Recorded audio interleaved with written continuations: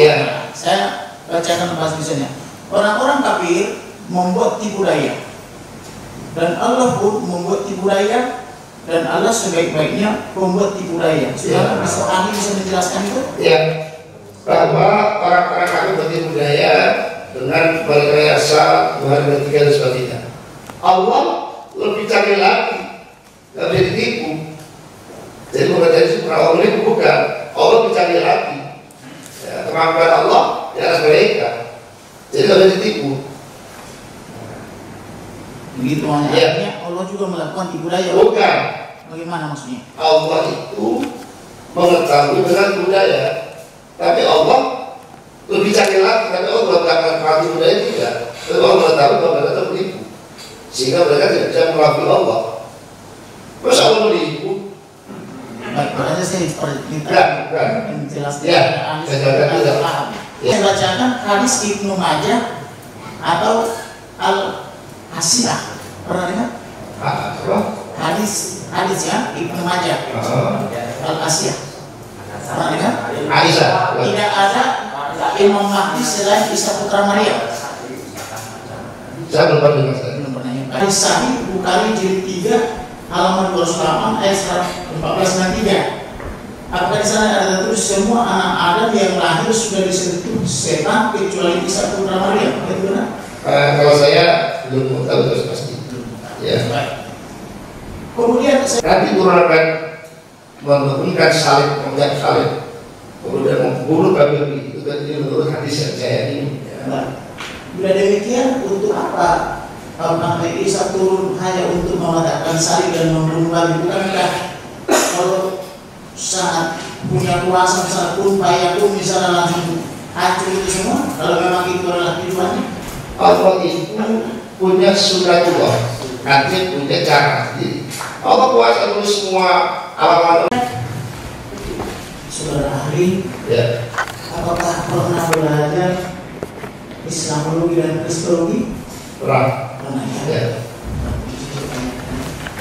Tadi ahli mengatakan bahwa Al-Quran itu dari saya catat itu 6.660 Ayat 2 ayat. Program ya, betul. Pertanyaan saya, berapa lama Al-Quran itu Turunkan. Ya. Jawabannya kurang lebih 23 tahun sejak Muhammad pertama sampai beliau wafat. Tepatnya 22 tahun lebih 2 bulan 22 hari. Ya. Kemudian saya mau tanya, apakah ada di Al-Quran itu yang menjelaskan bahwa itu Al-Quran dicatat langsung dari perkataan nabinya atau hambanya Muhammad sallallahu alaihi wasallam? Iya, saya langsung. Benar ya. Ya, jadi beliau menyebutkan wahyu, sekas wahyu dan menulis Habib. Kemudian pada awalnya Al-Quran itu apakah langsung ditulis di kertas atau di musaf misalnya seperti katakanlah di kulit atau di tulang belulang gitu? Seharusnya Pak ya, mushaf itu kumpulan. Jadi kumpulan, jadi apa mushaf namanya? Saat itu karena terbatasnya kertas yang ada, sehingga orang itu ditulis di tulang belulang, ditulis di rata, itu seperti itu. Kalau begitu, kapan Al-Quran ini dimodifikasi dari pada masa Sayyidina Al-Qarsiddi atas khusus dan Umar bin Khattab pasca meninggalnya Rasulullah. Ya betul. Kemudian apa bedanya Al-Quran dengan hadis? Kalau itu wahyu Allah yang disampaikan oleh Jibril kemudian dimasukkan dalam hati Rasulullah dan disampaikan secara mutawatir. Mutawatir adalah dikisahkan kepada banyak orang sahabat dan terus mutawatir dari waktu disebutasi. Kalau hadis itu cuma Rasulullah, ucapan perbuatan atau Rasulullah, kaulan atau fi'lan atau takriman. Saudara ahli, apakah pernah membaca surat 3 Ali Imran 42? Pernah. Apakah benar di di sana ada tulisan, saya baca yang mati saya. Iya, boleh. Dan ingatlah ketika malaikat Jibril berkata, hai Maryam, sesungguhnya Allah telah memilih kamu, mensucikan kamu dan melebihkan kamu atas segala wanita di dunia yang semasa dengan kamu. Ya. Betul atau Betul. Betul. bahasanya? Ya. Kemudian surat 19 Maryam 19, ya malaikat Jibril berkata, sesungguhnya aku ini hanyalah seorang utusan Tuhanmu untuk memberimu seorang anak laki-laki yang suci. Itu Iya, betul. baik. Kemudian surat 3 Ali Imran 45 mengatakan bahwa ingatlah ketika mereka berkata, hai Maryam, sesungguhnya Allah memberikan kamu dengan kelahiran seorang putra yang diciptakan dengan kalimat dalam kurung yang datang itu turun daripadanya, namanya Al-Masih Isa putra Maryam, seorang terkemuka di dunia dan di akhirat, dan termasuk orang-orang yang didekatkan dalam kurung kepada Allah. Itu betul. Artinya apa itu? Artinya bahwa Nabi Isa itu adalah makhluk Allah yang menjadi Rasul pilihannya, bukan Tuhan. Bukan Tuhan ya? Bukan. Kemudian bagaimana dengan hadis sahih Bukhari jilid 3 halaman 208 ayat 14 dan 3? Apakah di sana ada terus semua anak Adam yang lahir sudah disentuh setan kecuali Isa putra Maryam? Itu benar? Kalau saya belum tahu terus pasti. Ya. Kemudian saya mau nanyakan lagi tentang surat 4 An-Nisa 171. Di sana dikatakan bahasa saya, sesungguhnya Al-Masih Isa putra Maryam itu adalah utusan Allah. Dalam kurung yang diciptakan dengan itu kurung kalimatnya yang disampaikan kepada Maryam, dan dalam kurung dengan timbang itu kurung roh daripadanya. Apakah itu maksudnya bahwa Allah itu berfirman kemudian punya roh juga? Bukan begitu. Sesuai ayat surat 4 An-Nisa 171. Ya ahlal kitab, la taghlu fi dinikum wa la tuqulu ala ghairil haq. Wa ahli kitab, kamu jangan berlebihan dalam beragama. Jangan mengatakan kecuali benar kepada Allah. Isa itu adalah Rasulullah Allah dan kalimatnya. Dia letakkan pada Maryam dan sebagai roh, maka iman kepada Tuhan dan Rasulnya. Jadi di situ Allah tegaskan Isa bukan Tuhan, tapi sebagai Rasul Allah. Di situ ada perkataan ditiupkan oleh rohnya. Semua manusia itu rohnya. Kita semua ini orang itu ruhi. Ada roh Allah dalam diri kita. Terima kasih. Pertanyaan saya berikutnya, adakah orang di dunia ini atau itu orang biasa atau nabi yang dilahirkan dari rahim seorang wanita suci dalam kurung perawan tanpa melalui hubungan jasmani atau hubungan seksual? Setahu saya nggak bisa. Hanya tidak bisa. Ya. Kemudian siapakah itu Isa Al-Masih itu sebenarnya sehingga disebut sebagai orang yang tersuci atau tak berdosa, bahkan sebagai satu-satunya bayi yang lahir di dunia tanpa disentuh oleh setan? Ya, jadi begini, Allah itu ingin menunjukkan kuasaannya. Ada manusia yang lahir tanpa karena ibu, Nabi Adam langsung wajibkan dengan kekuasaannya. Ada yang lahir dari ayah, Hawa itu diambil dari ibu dari Adam. Ada dari ibu aja adalah Isa. Ada yang menurut kita punya ayah punya ibu. Jadi itu untuk menunjukkan kekuasaan Allah. Baik, itu kekuasaan Allah ya. Baik, kalau kita bandingkan tadi Isa putra Maryam ini dengan surat Ali Imran 45, di sini dikatakan Isa putra Maryam terkemuka di dunia dan di akhirat itu. Pertanyaan saya, adakah orang yang seperti itu di dunia? Orang Muhammad lebih dari Isa. Siapa? Dan Muhammad ya. Apa kelebihannya? Kelebihan dia bahwa dia adalah Nabi dan Rasul pilihan Allah. Situ Abdul Mursalin. Nabi dan Rasul ya. Kemudian maaf, saya tambahkan lagi, madhab orang Kristen itu menempatkan Muhammad nomor 1 yang hebat, bukan Isa. Baik. Kemudian apakah Isa itu benar bisa menciptakan benda mati menjadi benda yang hidup? Biidznillah, betul. Tapi izin Allah, biidznillah. Atas izin Allah ya. Betul. Kemudian siapakah yang mempunyai kuasa untuk membangkitkan orang yang sudah mati? Ya, hak Allah hanya dari Allah. Tetapi Nabi Isa diizinkan oleh Allah untuk hidup yang baik. Kemudian siapakah yang mampu secara sempurna bisa menyembuhkan orang-orang yang sakit secara bisa? Apakah ada Nabi lain? Setahu saya Allah berikan mukjizat kepada Nabi Isa itu sesuai dengan tantangannya. Kalau Nabi Musa menghadapi tukang sihir, maka mukjizatnya berupa tongkat. Nabi Isa karena menghadapi masyarakat yang telah maju dalam medis, maka mukjizatnya adalah berupa para medis. Rasulullah itu adalah menghadapi orang-orang yang ahli dalam sastra, maka Quran yang manusia. Baik. Kemudian apakah Isa itu benar mengetahui hal-hal yang tersembunyi seperti misalnya tentang hari kiamat itu? Oh, bukan itu tidak tahu. Baik. Mengetahui hal-hal tersembunyi lainnya? Ada, bisa. Jadi apa yang kalian simpan itu Allah mengetahui dan Isa juga mengetahui karena ada izin Allah. Ya. Apakah betul Isa itu adalah Imam Mahdi dan Hakim yang adil?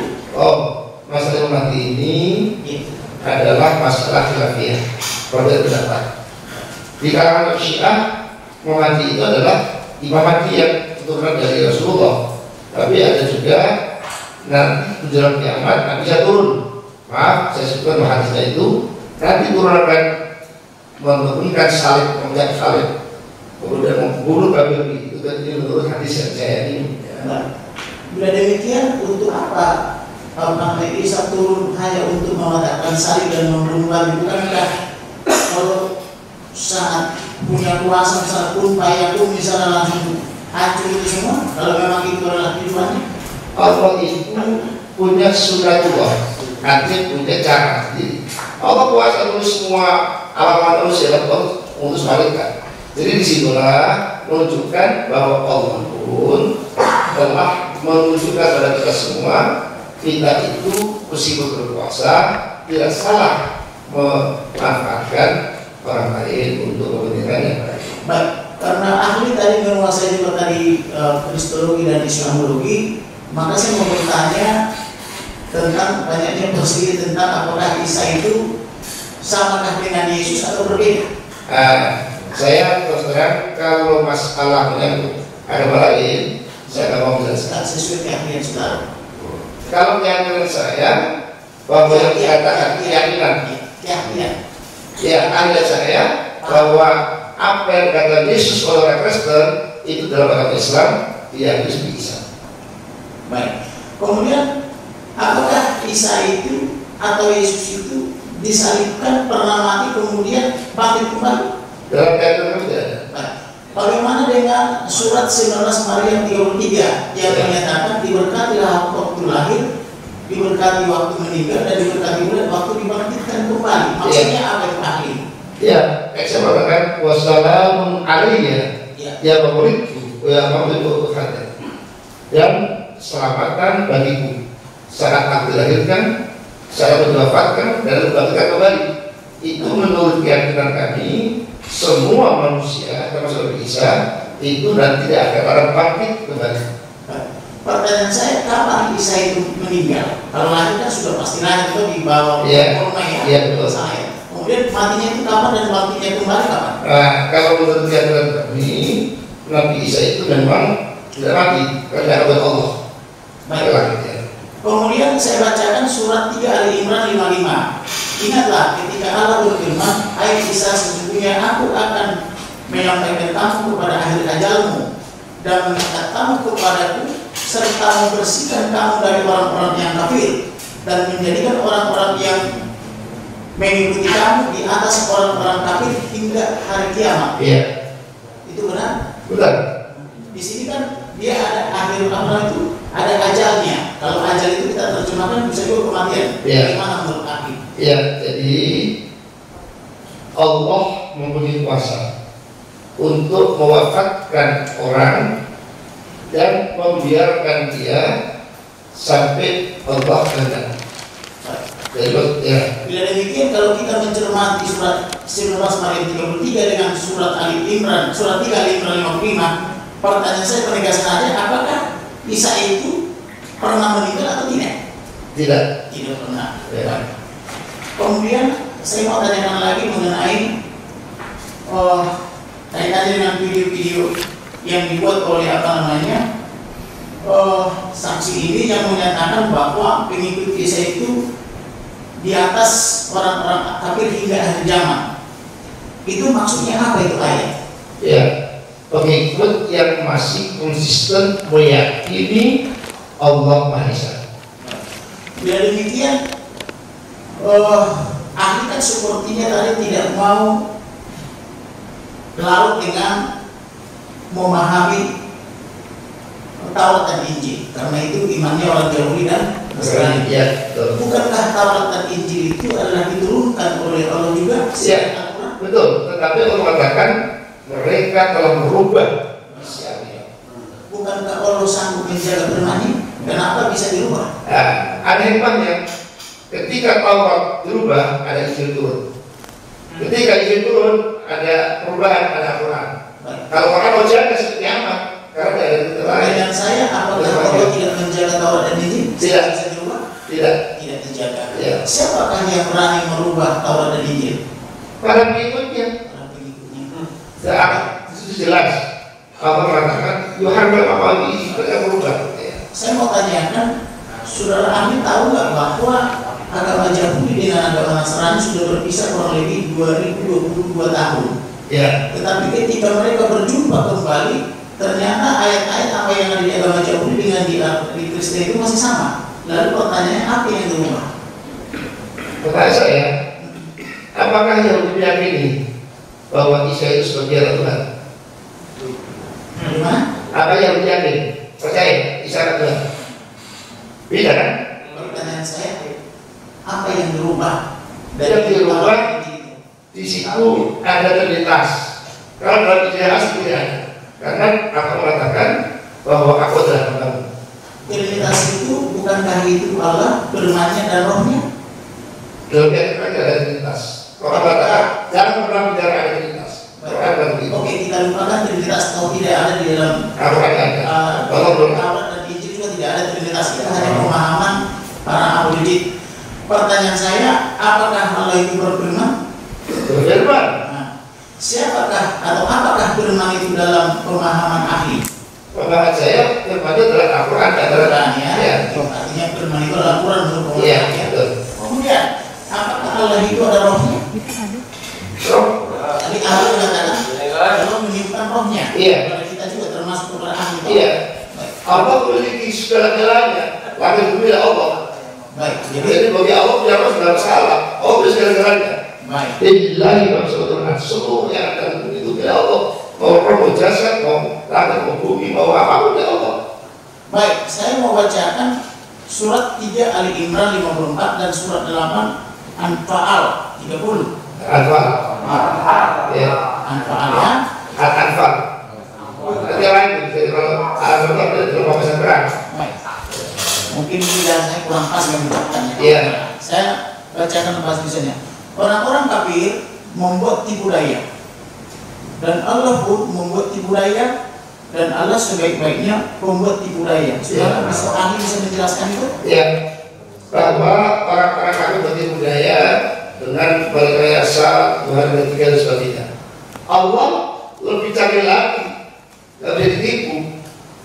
Jadi bukan itu orang ini bukan Allah lebih canggih lagi. Ya, kemampuan Allah di atas mereka. Jadi kalau ditipu. Begitu maknanya Allah juga melakukan tipu daya. Bukan. Bagaimana maksudnya? Allah itu mengetahui dengan budaya, tapi Allah lebih canggih lagi. Tapi Allah mengatakan tipu daya tidak. Tapi Allah mengetahui bahwa mereka tertipu, sehingga mereka tidak bisa mengakui Allah. Terus Allah menipu. Baik, berarti saya menjelaskan. Ya, saya paham. Ya. Kemudian saya mau bacakan surat 4 An-Nisa ayat 156. Di sana disebutkan karena kekafiran mereka dalam kurung terhadap Isa kurung dan tuduhan mereka terhadap Maryam dengan kedustaan besar dalam kurung zina. Ya. Siapakah yang dimaksud di sini yang menuduh Maria itu berzina menurut ayat yang saya bacakan barusan? Iya, yang saya tahu adalah Yahudi. Yahudi ya. Ya, jadi maaf dalam keyakinan kami orang Yahudi itu terlalu menistakan ibunda Maryam, sedangkan maaf orang Kristen itu terlalu berlebihan terlepas ya apa ibunda Tuhan itu ya. Jadi umat Yahudi yang menuduh. Iya. Bagaimana dengan para apologet Islam? Ada sebagian yang menyatakan itu zina, hasil perzinahan dengan tentara. Tidak benar ya? Tidak benar. Mereka itu suci.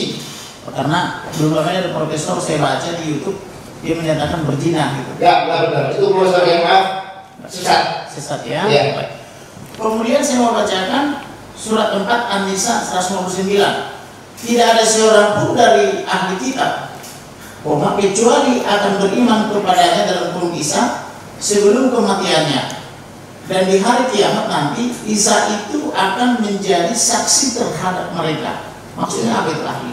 Ya, jadi di antara orang-orang ahli kitab itu Ya. yang mengetahui kebenaran pasti pada Isa, dan kita tahu siapa di antara mereka yang beriman, siapa yang ingkar. Kami tidak tahu ya, atas izin Allah. Yang mau saya tanyakan, bagaimana Isa bisa menjadi saksi terhadap mereka, dan siapakah mereka ini? Allah memberitahu kepada mereka. Rasul pun sudah menjadi saksi orang dahulu Muhammad karena memberitahu Allah. Baik, saya bacakan juga surat 47 Muhammad 19. Ya. Pernah mendengar? Pernah. Baik.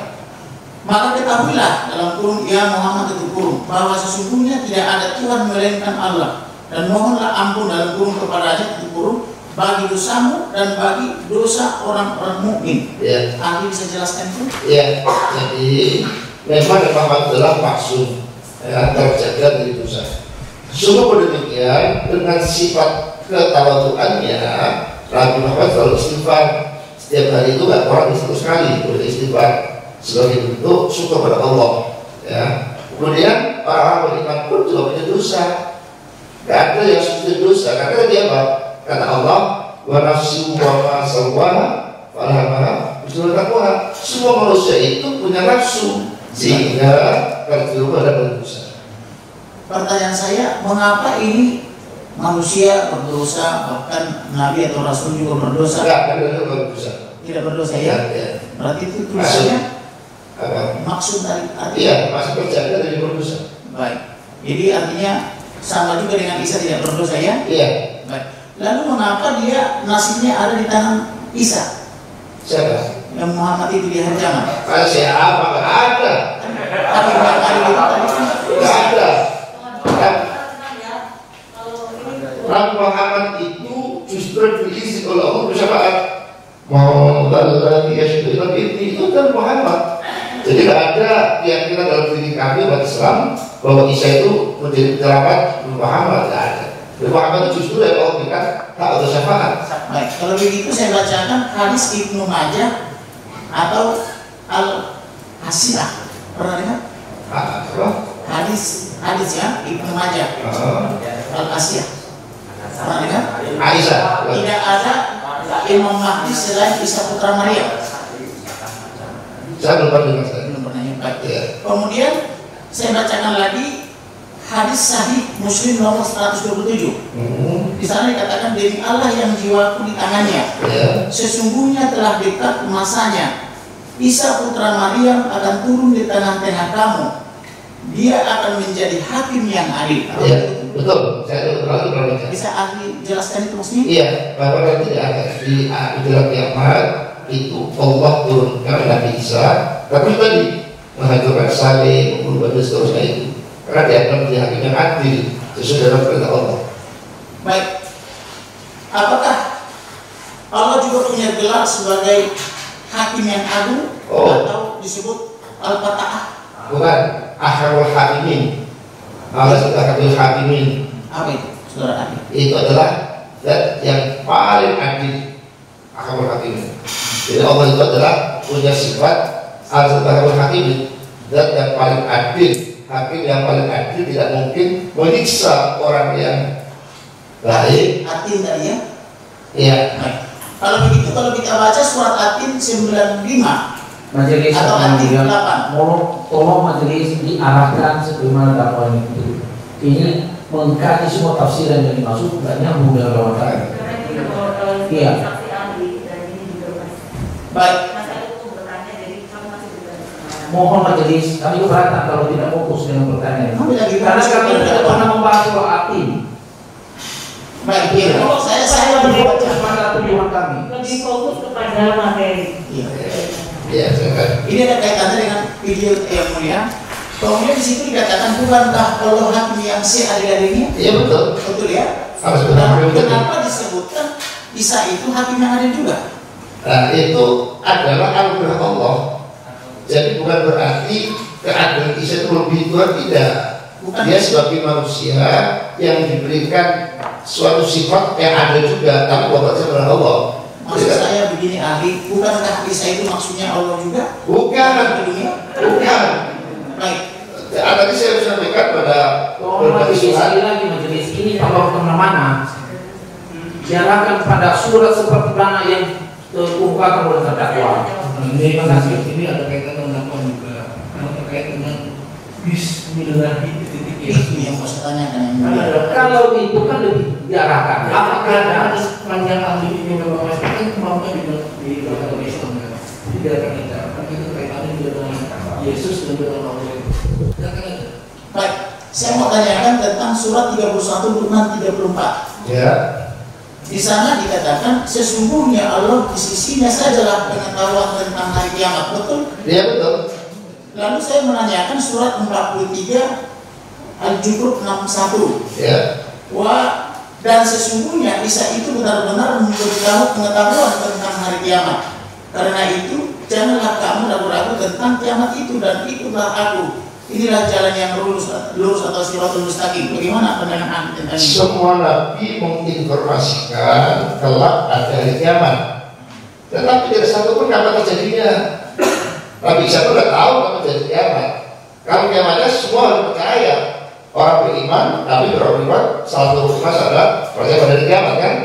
Tapi masa waktunya tidak ada yang tahu. Jadi situ Nabi Isa juga memberitahu umatnya kelak ada hari kiamat. Tapi kalau waktunya tidak ada yang tahu, dia sudah tidak tahu. Itu hak menurut Allah. Ini kan ada dua ayat ini yang mengatakan hanya Allah yang tahu. Ya. Tapi Isa pun tahu. Bagaimana itu? Tahu ada hari kiamat, tapi kapannya tidak tahu. Baik. Mana ada tidak bisa tahu kapan kiamat? Kalau begitu saya bacakan lagi hadis Anas bin Malik halaman 72. Isa itu sesungguhnya roh Allah dan firman Allah. Ya. Itu maksudnya bagaimana? Jadi roh Allah itu adalah semua kita punya roh Allah. Orang lebih nyawa kita itu Allah. Makanya dalam sejarah tasawuf ini ya, kenapa malaikat itu sujud pada Adam? Karena Adam itu adalah roh Allah. Baik. Saya bacakan juga Ya. surat 5 Al-Hadid. Pernah dengar? Pernah. Atau baca? Di situ Pasal 5 itu ayat 5. Yang 5 ya. Ya. Di situ dikatakan dialah yang awal dan yang akhir, Ya, yang zahir dan yang batin, ya. dan dia yang maha mengetahui segala sesuatu. Ya. Maksudnya apa? Allah itu zat yang segala-galanya. Baik. Awal tanpa ada Yang dimaksud perubahan. Allah atau Isa? Allah. Baik. Wallahu wa terbaik itu Allah. Kemudian surat 43 Al-Jum'ah 63. Dan tatkala Isa datang membawa terang, dia berkata, sesungguhnya aku datang membawa hikmat dan untuk menjelaskan kepadamu sebahagian apa yang kamu perselisihkan tentangnya, maka bertakwalah kepada Allah dan taatlah kepadaku. Ya. Bagaimana penjelasan tentang ini? Dia penjelasannya sebagai seorang nabi beliau membawa ajaran. Baik. Ya. Juga ada pesan di situ berkata kepada Allah. Ajaran itu sebagai nabi, bukan untuk menjadi saya. Baik. Kemudian saya tanyakan, pernah ahli mendengar mutiara hadis 2002 jilid 3 nomor 132? Apa itu? Kamu supaya saya Napasku ada di tangan Isa putra Maryam. belum pernah dengar saya. Belum pernah dengar ya. Baik. Kemudian surat 5 Al-Maidah 68. Ya. Katakanlah hai ahli kitab. Saya ingatkan kembali ini adalah si ahli yang di bidang agama Islam. Iya. Kamu tidak di. Baik, ini saya kutip dari ya. Al-Maidah ya. Iya.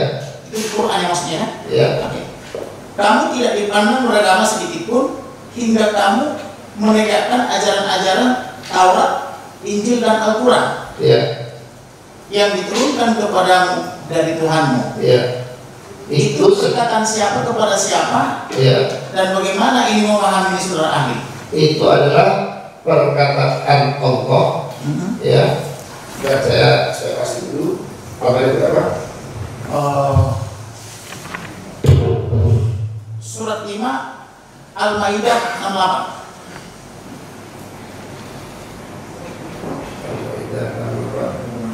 Baik. Nah, saya harus memastikan. Betul. Saya jangan tahu saya.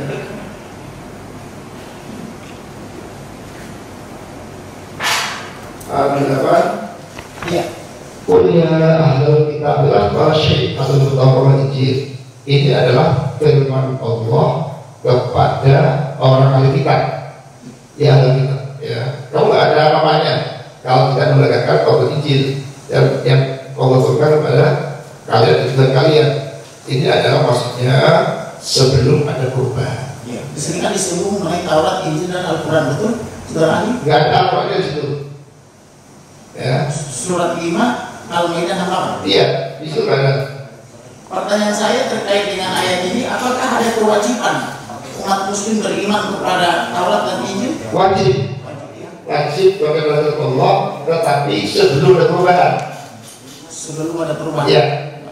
Bila demikian, bagaimana dengan para mualaf yang sering juga mengatakan Taurat dan Injil ini palsu tapi tidak pernah bisa diinformasikan kapan dipalsu dan siapa yang memalsu, tapi sering juga berdasarkan ayat-ayat tertentu dalam ceramah-ceramahnya dari ayat-ayat ini juga Taurat dan Injil ini. Nah, kalau itu mereka, jangan saya. Sebagai ahli maksudnya. Enggak, kalau mereka bilang seperti itu, saya tidak tahu. Kemudian terkait dengan video daripada terdakwa yang juga ada dalam dakwaan jaksa, beliau membuat video ini salah satu sebagai jawaban terhadap ceramah dari Bapak Abdul Somad yang menyatakan disalib itu oleh jin kafir, menolak ke kiri atau ke kanan, berseru-seru haleluya haleluya. Bagaimana tanggapan ahli terhadap itu? Saya tidak tahu, jadi saya tidak lagi. Bagaimana? Saya tidak tahu ceramahnya Abdul Saya Somad. dapat kembali, ya, penasihat hukum tidak ada kaitannya dengan Abdul Somad ya. Baik, ada di dalam apa surat dakwaan yang kemudian Tidak, itu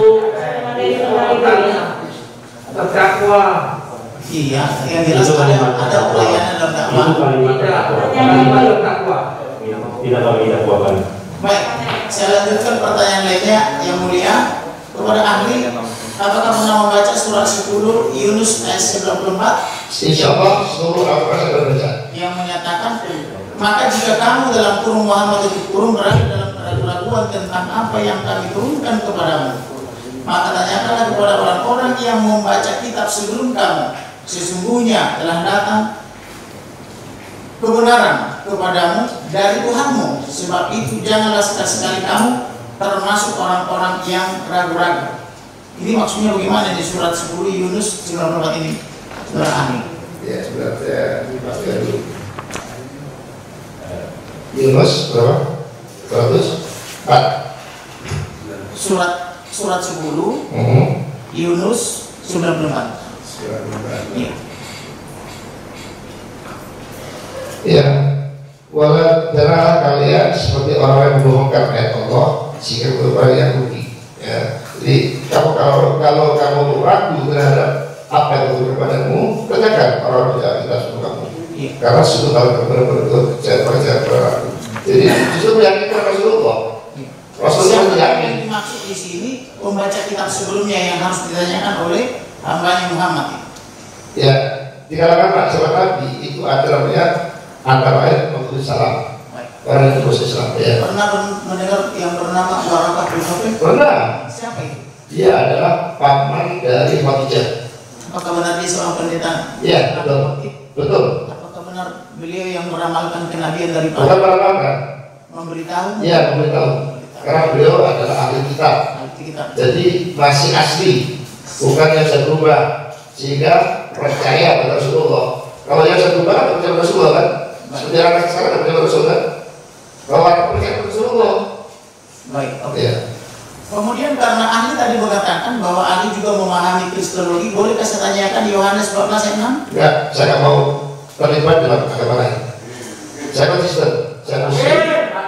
Ya, saya konsisten hanya mau menjawab yang berkaitan Islam. Tapi ahli tadi belajar kristologi? Meskipun saya belajar, tapi saya nggak mau menjawab. Tidak mau menjawabnya. Baik. Kemudian, saudara ahli tahu tidak bahwa terdakwa ini mengucapkan apa nama itu basmalah ya kalau dalam muslim yang disebut tadi harusnya menurut ahli tadi Bismillahirrahmanirrahim. Oleh terdakwa disebut menjadi Bismi Yesus. Baik, pertanyaan saya, saudara ahli tahu tidak bahwa dia ketika mengucapkan ini dia sudah orang yang dibaptis dan percaya Yesus sebagai Tuhan sesuai Yohanes 10 ayat 30? Saya tidak tahu pasti, tapi yang informasi saya seperti itu. Tapi ini kan kata-kata Al-Quran. Jangan wala talbisul haqqa bil batil. Jangan menyamarkan benar dengan batil. Apakah ahli sudah pernah bepergian ke Timur Tengah, misalnya ke Mesir? Oh, sudah sekali ya. Saya pernah di Yerusalem pernah. Ke tempatnya benar pernah. Pernah bertemu dengan Kristen Koptik di sana? Saya tidak tahu berapa orangnya, tapi saya untuk ziarah sampai ke Bethlehem pernah. Baik, tuannya. Pertanyaan saya, salam apakah yang diucapkan oleh Kristen Koptik di Timur Tengah? Saya tidak tahu. Apakah mereka mengucapkan Assalamualaikum? Saya tidak tahu. Saya mau jawab. Tidak tahu ya. Baik. Kemudian terkait dengan video tadi, kitab kuning membingungkan menurut terdakwa ya. Tadi pasti menyimak videonya kan? Iya betul. Kemudian dasar daripada terdakwa itu mengatakan bahwa itu membingungkan adalah sesuai surat Al-Zukhruf. Mana ada? Kitab kuning itu lahir jauh setelah Al-Quran. Iya, artinya yang Zukhruf itu turun pada Rasulullah. Jadi nggak jangan dihubungkan. Justru kalau itu kemudian. Saya selesaikan dulu ya. Yang menyatakan dia kebingungan karena dikaitkan dengan sifat-sifat Allah yang 99, Maha Penolong, Maha Pengampun, Penjaga dan seterusnya itu. Sedangkan di situ dikatakan tadi Allah membiarkan umatnya disesatkan oleh setan gitu loh. Maksudnya ahli tahu nggak bahwa itu dasar dia mengatakan itu jadi membingungkan buat dia? Mungkin buat ahli tidak membingungkan karena sudah pakar toh. Kalau bingung ngaji loh, belajar, jangan rujuk macam-macam. Pertanyaan saya, ketika terjadi perbedaan-perbedaan seperti itu atau katakanlah menurut ahli tadi karena kebodohannya ya, harusnya bagaimana treatmentnya supaya tercerahkan gitu? Belajar, jangan rujuk macam-macam. Ngaji. Jadi ketika Allah mengatakan Al-Hafidh, dia adalah pelindung menjaga. Itu bagi orang yang melindungi. Kalau orang kafir melindungi, dia aja. Baik, pertanyaan saya, ahli apakah tahu?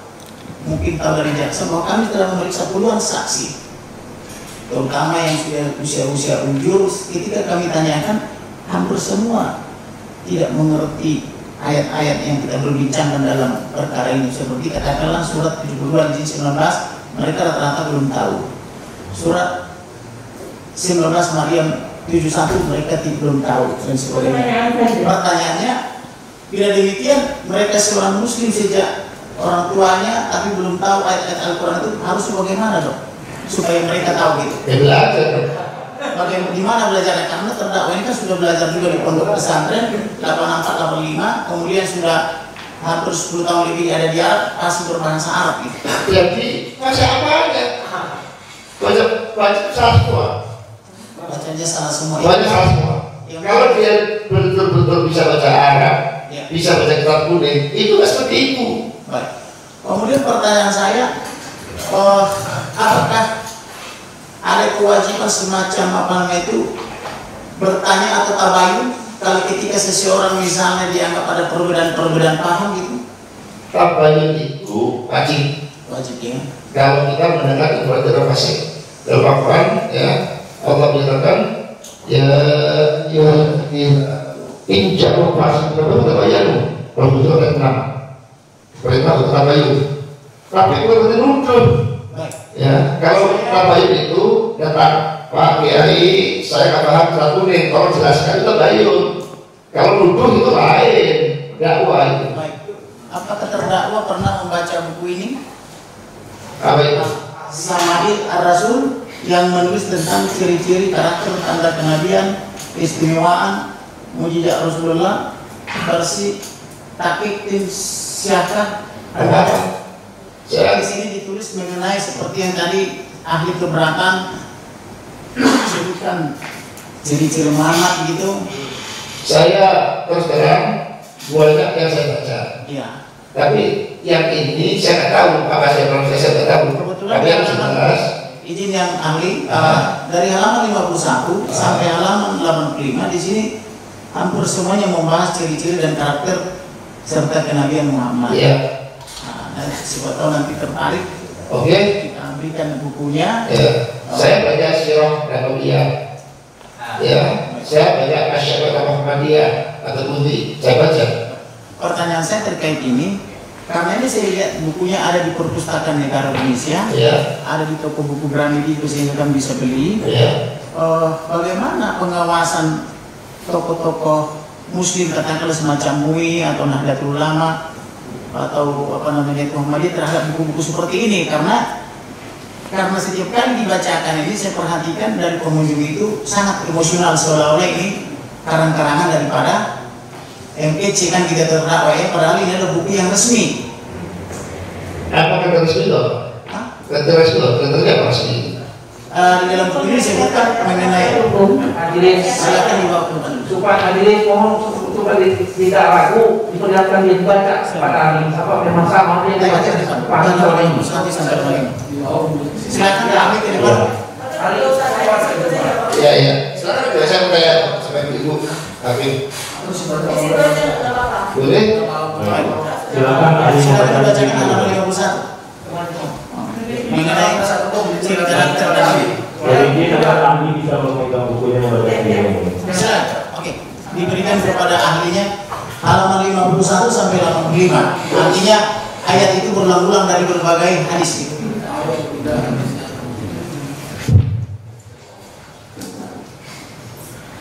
Sudah kami tandai ya saudara.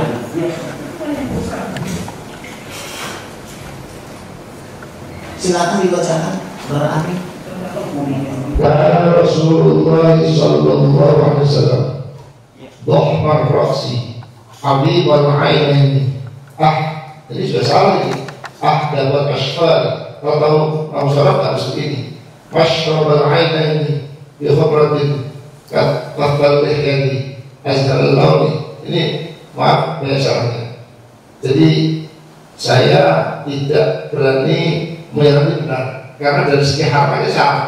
Salah ya? Ya. Salahnya di mana saudara ahli begitu? Salahnya, i'rabnya. Karena itu adalah amil tawassul yang merafakkan isim dan merasakan khobarnya.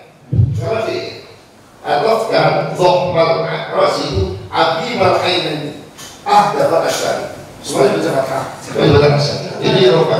Itu kan ada beberapa ayat hadis ya. Boleh dilihat yang lainnya sambil halaman berikut. Jadi ini dan keharapannya dalam ya belum isinya. Karena hadis itu ada yang sahih, ada yang hasan, ada yang dhaif, perlu klarifikasi. Kalau hadis Muslim itu sahih atau dhaif? Sahih. Ya. Nah, mau lihat sampulnya coba lihat kan. Sama itu dilindungi oleh Undang-Undang Indonesia. Saksi pernah lihat nggak? Pernah lihat juga itu? Ya. Karena saya sama Muhammadiyah saya terbukti. Baik.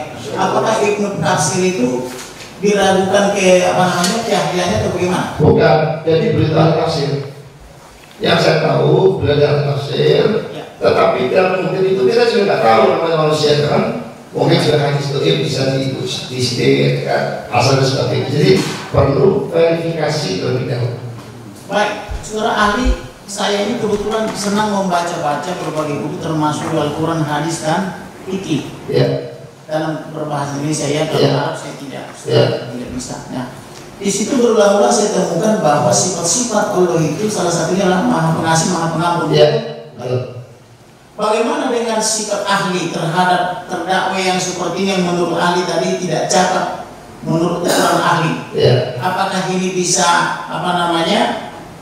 diberikan ampunan sebagaimana Allah Maha Pengampun?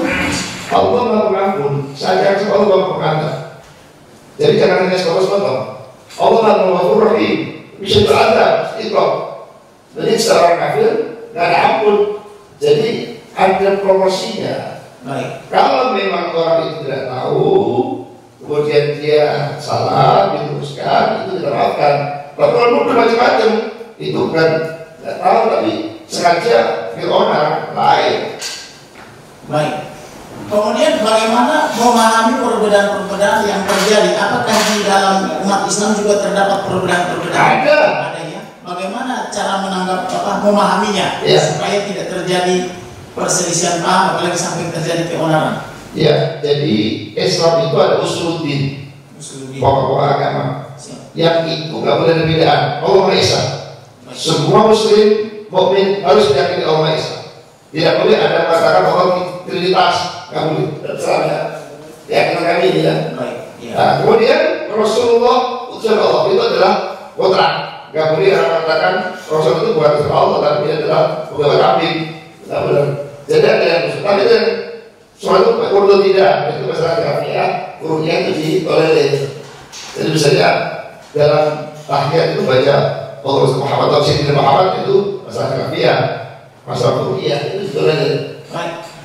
Kemudian apakah ada perbedaan-perbedaan yang sangat fundamental di antara kaum muslim?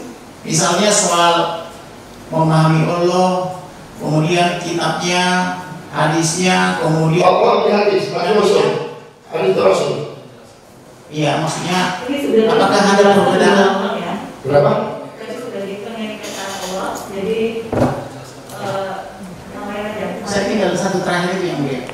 Misalnya antara Syiah dan Sunni, apakah nabinya sama atau berbeda? Oh sama, Sama ya. semuanya sama. Kalau masalah Allah Maha Esa dan Muhammad Rasul Allah, ada hari kiamat, ada hisab, ada semua sama. Kalau itu bukan muslim. Terkait pertanyaan itu ini benar-benar yang terakhir ini. Iya. Mengapa sering umat kaum muslim dari Sunni maupun Syiah saling menuduh bahwa mereka bukan Islam? Sunni mengatakan Syiah itu bukan Islam gitu. Nah, lihat dulu muslim yang mana ini? Oh, begitu ya. Saya muslim Sunni, tidak pernah mengatakan saya kafir. Tidak semua ya. Justru itu saya Sunni, mengatakan saya muslim. Silakan dari teman saya.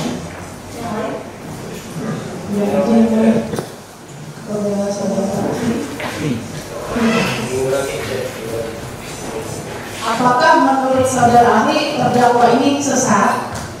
Siapakah yang menyesatkan manusia berdasarkan Al-Quran? Mohon tanggapannya.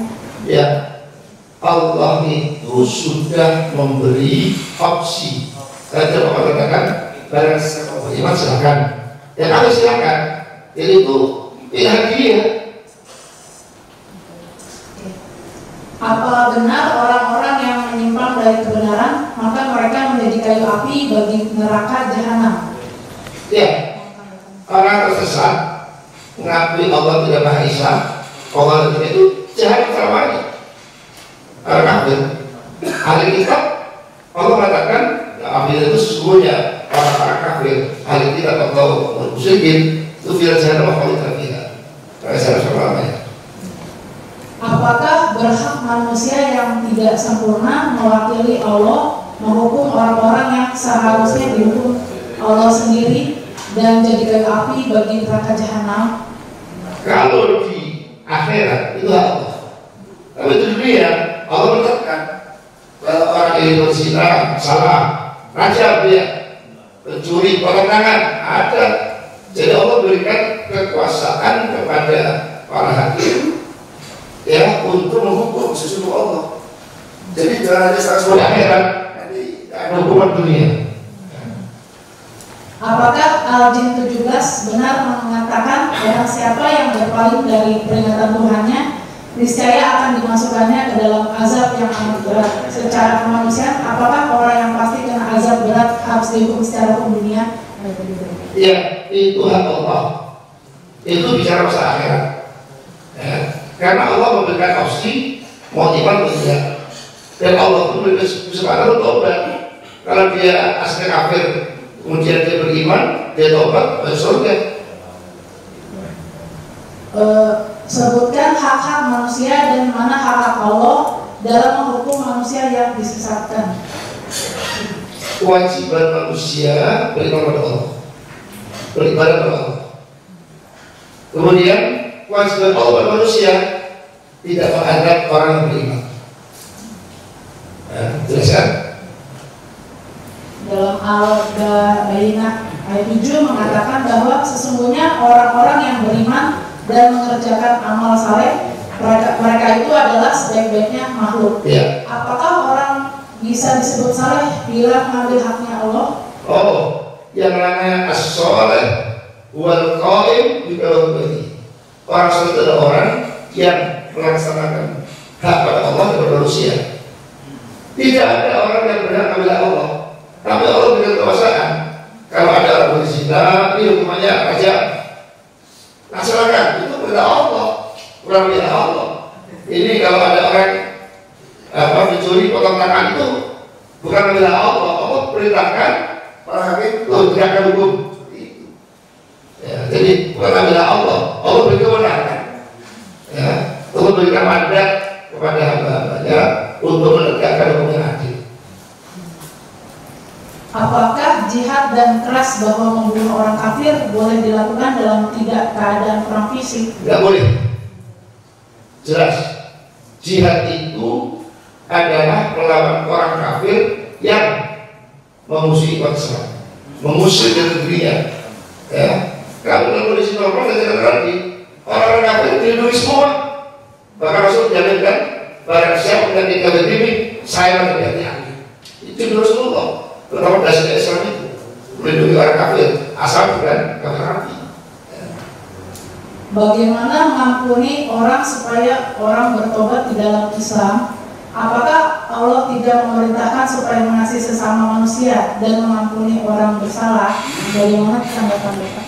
Ya, semua orang diberi kesempatan untuk tobat, tapi hukum dunia tetap dia jalankan. Pencuri mengatakan saya tobat, saya jangan tobat, itu tetap tahan. Orang berzina saya mau tobat, berzina lagi tetap tidak ada. Jadi hukum dunia tetap tegakkan. Masalah pemaafan kepada Allah. Belum saya dulu.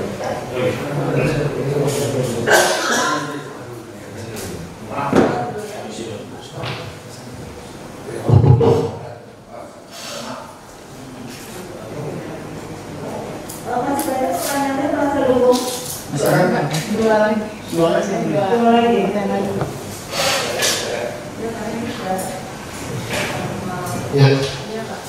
Ya, bukankah Islam juga mengajarkan ajaran belas asih kepada sesama manusia dan bahkan kepada binatang, tumbuhan juga dikenal bagaimana tanggapan? Islam sangat rahmatan dan alami, belas asih. Tapi bukan berarti membiarkan hukuman, tetap hukum tegakkan. Kalau orang korupsi 10 triliun, saya minta maaf, selesai, nggak bisa. Bukan dulu dong politiknya. Ada hukumannya dulu, ada sanksi hukum. Jadi welas asih itu bukan berarti menafikan hukuman. Hukum tetap ditegakkan. Rasul mengatakan, beliau sangat sayang, tapi begitu seandainya anakku nyolong, potong mereka, saya mau potong. Itu Rasulullah. Jadi masalah hukuman tetap berjalan. Jadi Rasul pun orang yang bersalah, ada ulu bapak, dia sampai mengingat perutnya di tiang. Karena di peristiwa Dewa Prabu itu dihukum. Justru itu untuk memberikan efek jerah agar orang itu tidak gabah di dosa, apalagi yang tidak lain. Jadi welas asih tidak membatalkan hukum, harus dikatakan. Apa arti dari isi Quran surat Al-Baqarah ayat 91, Pak? Baca dulu.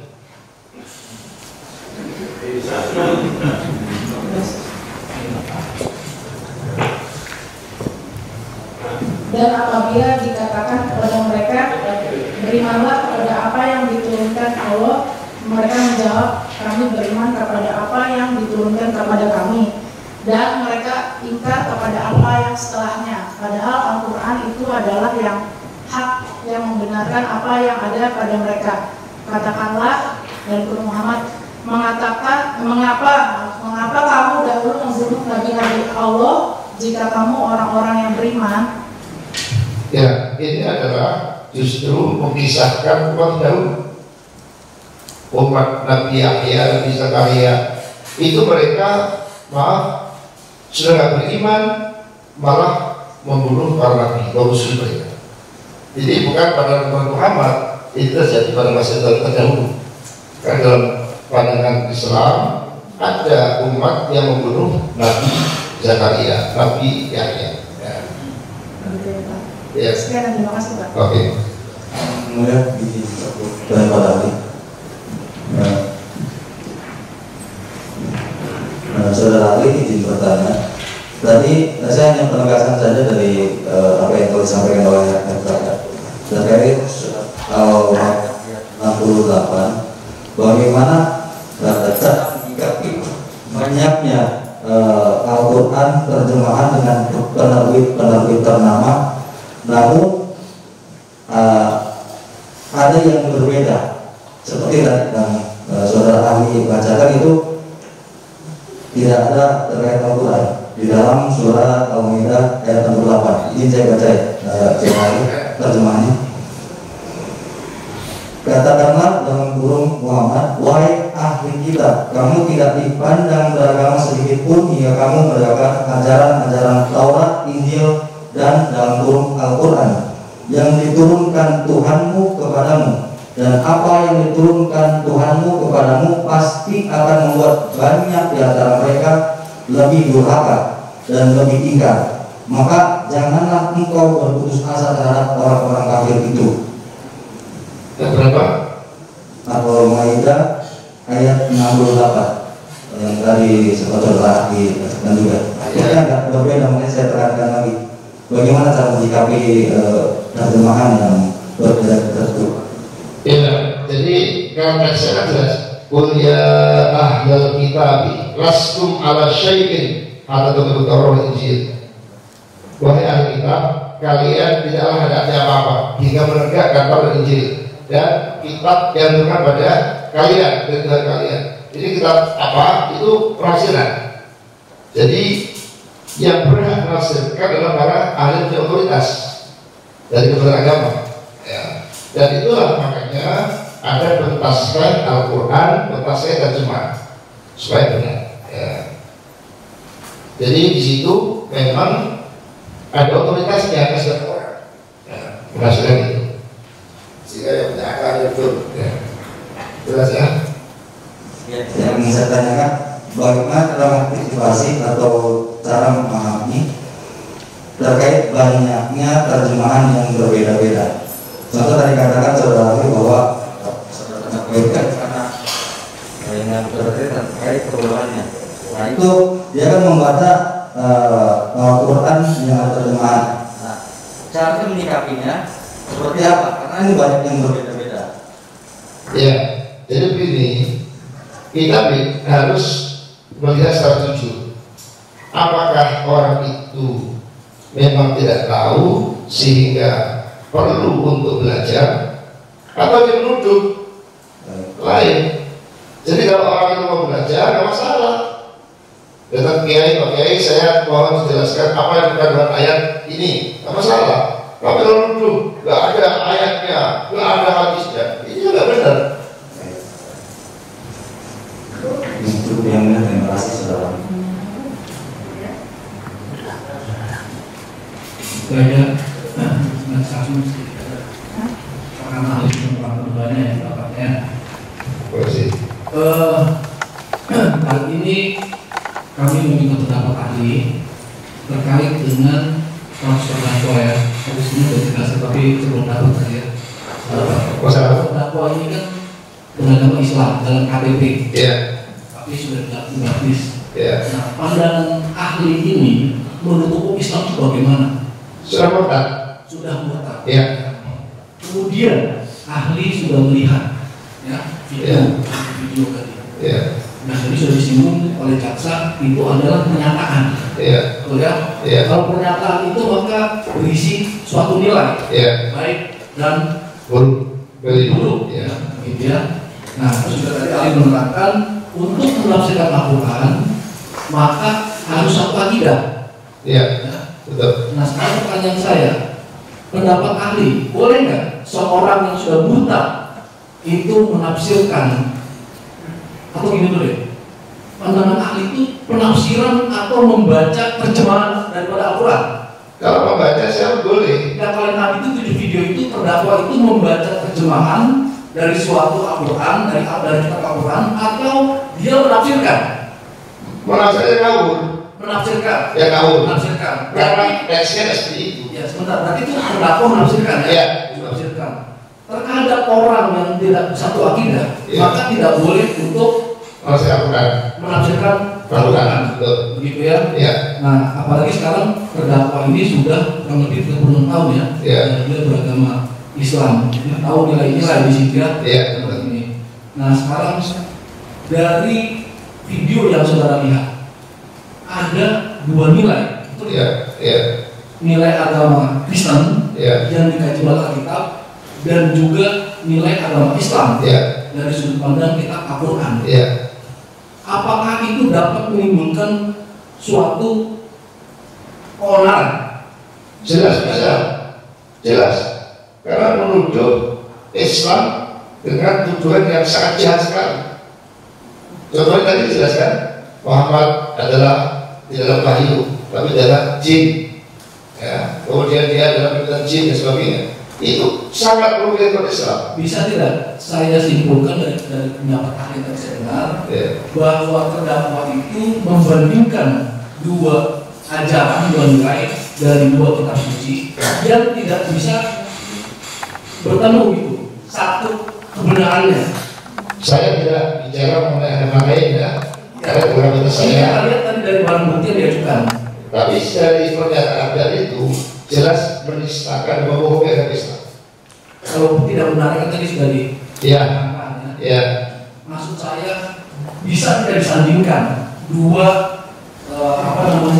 nilai yang satu itu menurut ajaran agama Islam dan Al-Quran, yang satu lagi itu menurut ajaran agama Kristen dan Al-Quran.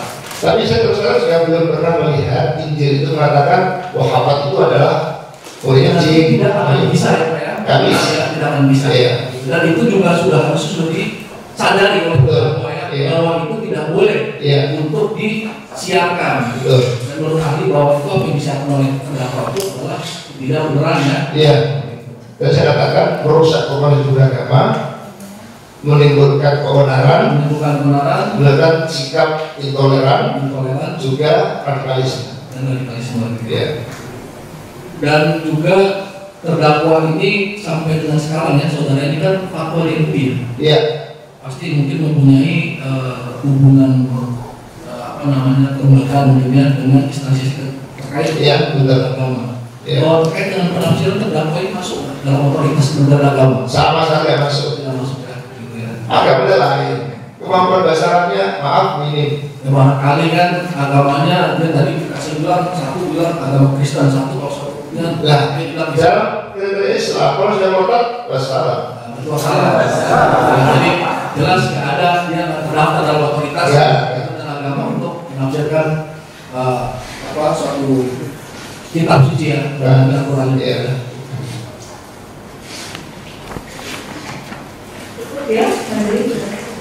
Terima kasih.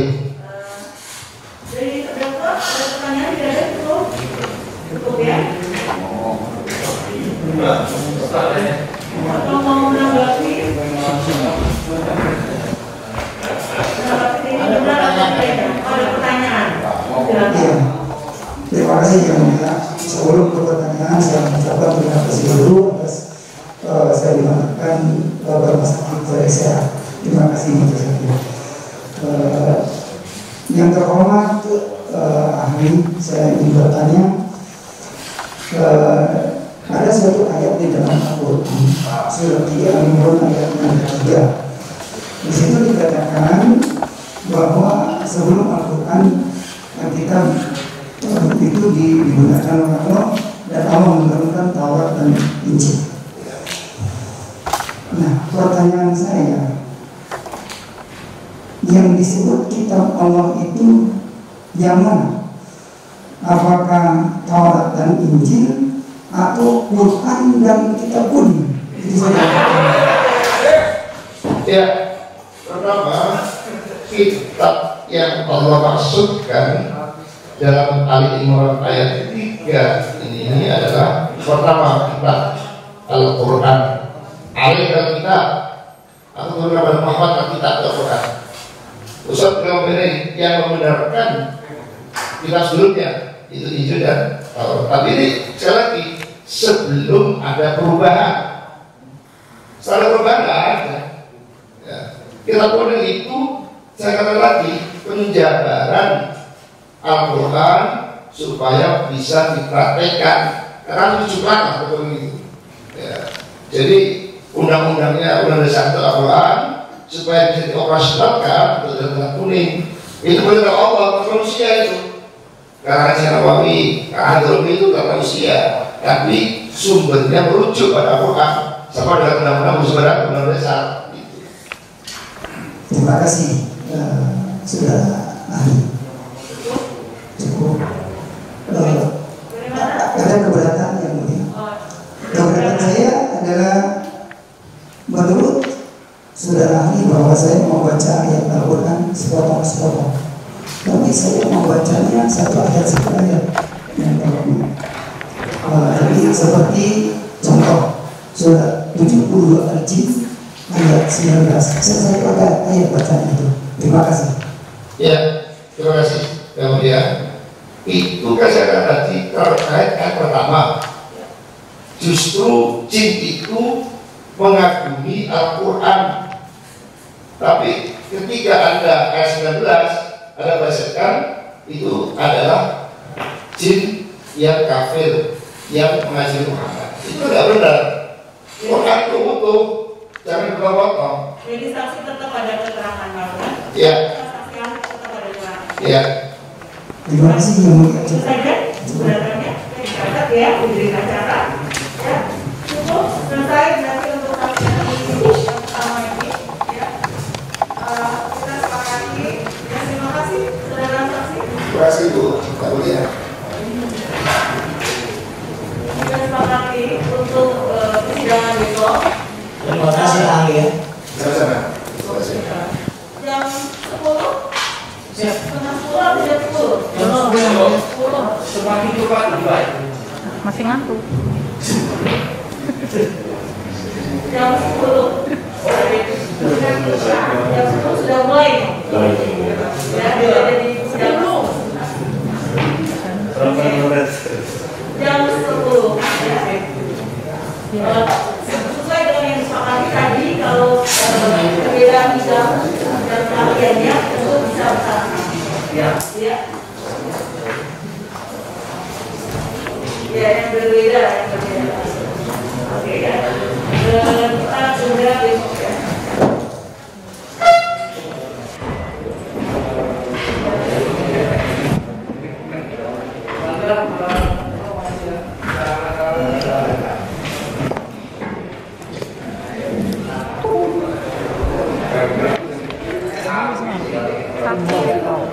Sakit. Iya, tadi duluan, saya mau teman